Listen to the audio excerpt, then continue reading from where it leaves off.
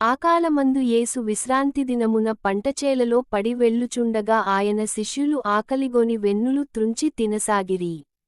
రెండు పరిసయ్యులది చూచి ఇదిగో, విశ్రాంతి దినమున చేయకూడనిది నీ శిష్యులు చేయుచున్నారని ఆయనతో చెప్పగా, మూడు ఆయన వారితో ఇట్లనెను తానును తనతో కూడ నున్నవారును ఆకలిగొని యుండగా దావీదు చేసిన దానిగూర్చి మీరు చదువలేదా? 4 అతడు దేవుని మందిరములో ప్రవేశించి, యాజకులే తప్ప తానైనను తనతో కూడ ఉన్నవారైనను తినకూడని సముఖపు రొట్టెలు తినెను. 5 మరియు యాజకులు విశ్రాంతి దినమున దేవాలయములో విశ్రాంతి దినమును ఉల్లంఘించియు నిర్దోషులై యున్నారని మీరు ధర్మశాస్త్రమందు చదువలేదా? 6 దేవాలయము కంటే గొప్ప వాడిక్కడ నున్నాడని మీతో చెప్పుచున్నాను. 7 మరియు కనికరమునే కోరుచున్నాను గాని బలిని నేను కోరను అను వాక్యభావము మీకు తెలిసియుంటే నిర్దోషులను దోషులని తీర్పు తీర్చకపోదురు. 8 కాగా మనుష్య కుమారుడు విశ్రాంతి దినమునకు ప్రభువయున్నాడనెను.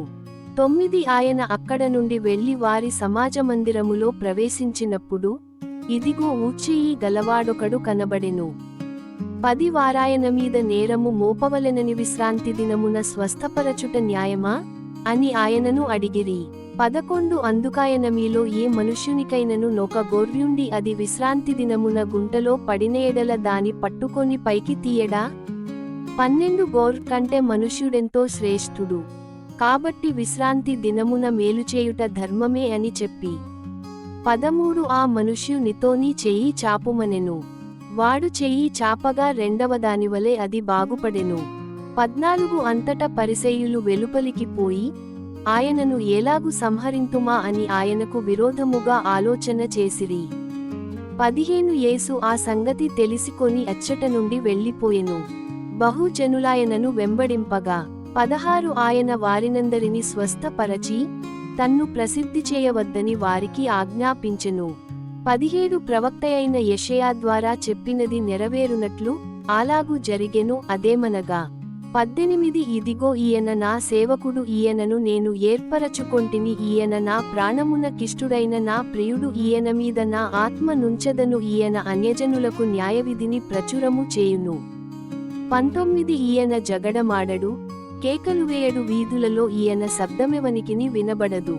20 విజయమొందుటకు న్యాయవిధిని ప్రబలము చేయువరకు ఈయన నలిగిన రెల్లును విరువడు, మకమకలాడుచున్న అవిసెనారను ఆర్పడు. 21 ఈయన నామమందు అన్యజనులు నిరీక్షించెదరు అను. 22 అప్పుడు దయ్యము పట్టిన గ్రుడ్డివాడును మూగవాడునైన యొకడు ఆయన యొద్దకు తేబడెను. ఆయన వానిని స్వస్థపరచినందున ఆ మూగవాడు మాటలాడు శక్తియు చూపును గలవాడాయెను.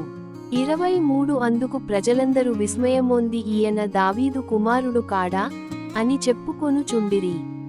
24 పరిసయ్యులు ఆ మాట వినివీడు దయ్యములకు అధిపతియైన బయల్జెబూలు వలననే దయ్యములను వెళ్ళగొట్టుచున్నాడు గాని మరియొకని వలన కాదనిరి.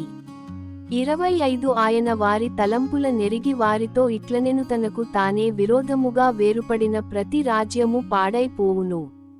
తనకు తానే విరోధముగా వేరుపడిన ఏ పట్టణమైనను ఏ ఇల్లైనను నిలువదు. 26 సాతానును వెళ్ళగొట్టిన ఎడల తనకు తానే విరోధముగా వేరుపడును.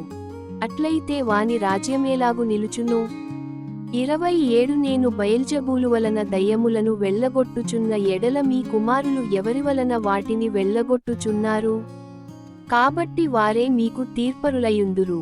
28 దేవుని ఆత్మ వలన నేను దయ్యములను వెళ్ళగొట్టుచున్న ఎడల నిశ్చయముగా దేవుని రాజ్యము మీ యొద్దకు వచ్చియున్నది.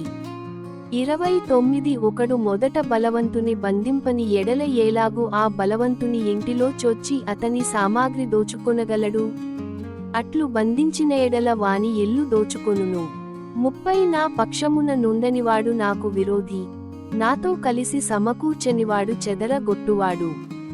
31 కాబట్టి నేను మీతో చెప్పునదేమనగా, మనుష్యులు చేయు ప్రతి పాపమును దూషణయు వారికి క్షమింపబడును గాని ఆత్మ విషయమైన దూషణకు పాప క్షమాపణ లేదు. 32 మనుష్యకుమారునికి విరోధముగా మాటలాడువానికి పాపక్షమాపణ కలదుగాని పరిశుద్ధాత్మకు విరోధముగా మాటలాడువానికి ఈ యుగమందైనను రాబోవు యుగమందైనను పాపక్షమాపణ లేదు. 33 చెట్టు మంచిదని ఎంచి దాని పండును మంచిదే అని ఎంచుడి, లేదా చెట్టు చెడ్డదని ఎంచి దాని పండును చెడ్డదే అని ఎంచుడి. చెట్టు దాని పండువలన తెలియబడును. 34 సర్పసంతానమా, మీరు చెడ్డవారయుండి ఎలాగు మంచి మాటలు పలుకగలరు? హృదయమందు నిండియుండు దానిని బట్టి నోరు మాటలాడును గదా. 35 సజ్జనుడు తన మంచి ధననిధిలో నుండి సద్విషయములను తెచ్చును, దుర్జనుడు తన చెడ్డ ధననిధిలో నుండి దుర్విషయములను తెచ్చును. 36 నేను మీతో చెప్పునదేమనగా మనుష్యులు పలుకు వ్యర్థమైన ప్రతి మాటను గూర్చియు విమర్శ దినమున లెక్క చెప్పవలసియుండును. 37 నీ మాటలను బట్టి నీతి మంతుడవని తీర్పు నొందుదువు, నీ మాటలను బట్టియే అపరాధివని తీర్పు నొందుదువు. 38 అప్పుడు శాస్త్రులలోను పరిసయ్యులలోను కొందరు బోధకుడా, నీవలన ఒక సూచక క్రియ చూడగోరుచున్నామని ఆయనతో చెప్పగా ఆయన ఇట్లనెను. 39 వ్యభిచారులైన చెడ్డ తరమువారు సూచక క్రియను అడుగుచున్నారు. ప్రవక్తయైన యోనాను గూర్చిన సూచక క్రియయే గాని మరి ఏ సూచక క్రియయైనను వారికి అనుగ్రహింపబడదు. 40 యోనా 3 రాత్రింబగళ్ళు తివింగిలము కడుపులో ఎలాగుండెనో అలాగు మనుష్య కుమారుడు 3 రాత్రింబగళ్ళు భూగర్భములో ఉండును. 41 నీనెవెవారు యోనా ప్రకటన విని మారు మనస్సు పొందిరి గనుక విమర్శ సమయమున నీనెవెవారు ఈ తరమువారితో నిలువబడి వారిమీద నేరస్థాపన చేతురు. ఇదిగో యోనా కంటే గొప్పవాడు ఇక్కడ ఉన్నాడు. 42 విమర్శ సమయమున దక్షిణదేశపురాణి ఈ తరము వారితో నిలువబడి వారిమీద నేరస్థాపన చేయును. ఆమె సొలొమోను జ్ఞానము వినుటకు భూమ్యంత ముల నుండి వచ్చెను. ఇదిగో సొలొమోను కంటే గొప్పవాడు ఇక్కడ ఉన్నాడు. 43 అపవిత్రాత్మ ఒక మనుష్యుని వదలిపోయిన తరువాత అది విశ్రాంతి వెదకుచు నీరులేని చోట్ల తిరుగుచుండును. 44 విశ్రాంతి దొరకనందున నేను వదలివచ్చిన నా ఇంటికి తిరిగి వెళ్ళుదుననుకొని వచ్చి, ఆ ఇంట ఎవరును లేక అది ఊడ్చి అమర్చియుండు చూచి, వెళ్ళి తనకంటే చెడ్డవైన మరి 7 దయ్యములను వెంటబెట్టుకొని వచ్చును. అవి దానిలో ప్రవేశించి అక్కడనే కాపురముండును. 45 అందుచేత ఆ మనుష్యుని కడపటి స్థితి మొదటి స్థితి కంటే చెడ్డదగును. అలాగే ఈ దుష్టతరము వారికిని సంభవించుననెను. 46 ఆయన జనసమూహములతో ఇంక మాటలాడుచుండగా ఇదిగో ఆయన తల్లియు సహోదరులును ఆయనతో మాటలాడగోరుచు వెలుపల నిలిచియుండిరి. 47 అప్పుడొకడు ఇదిగో నీ తల్లియు నీ సహోదరులును నీతో మాటలాడవలెనని వెలుపల నిలిచియున్నారని ఆయనతో చెప్పెను.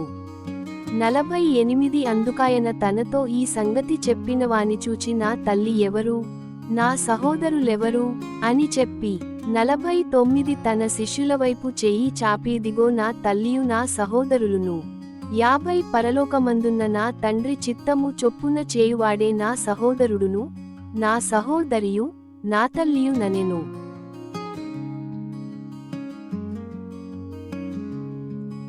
God bless you.